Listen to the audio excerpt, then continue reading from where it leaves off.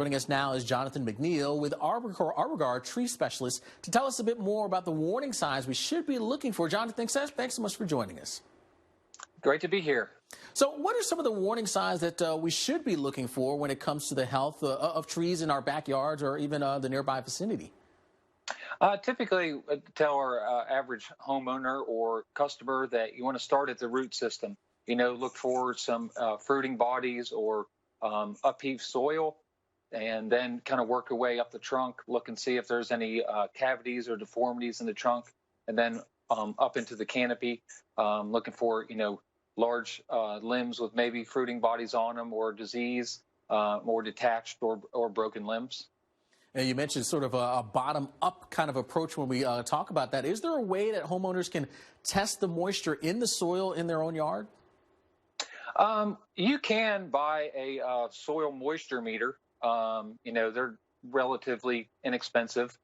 We use them on various properties to, especially when we do new installs on trees, making sure the trees are getting plenty of water to give them a good start in life.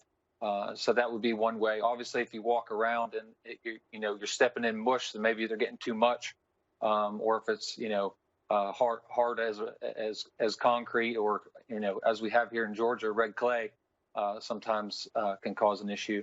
Absolutely. Now, we're all about preparation and prevention. What are some of the things that we can do to maybe prevent and keep our trees upright?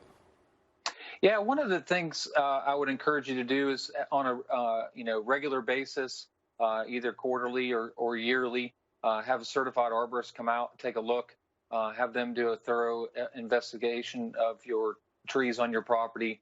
And at that time, you can address any concerns about particular trees on your property. Now, is there a certain point that we should just say, okay, it's time to just call it a loss and have to cut down that tree? Yeah, there's various types of tests that can be done to trees, one of which being a resistograph, which measures the resistance of the wood. So if that tree's got a large cavity in it, or if there's, an abnormally large amounts of fruiting bodies around the base on the trunk flare, then you can, if it's a root disease, then, by all means, it may be time for removal.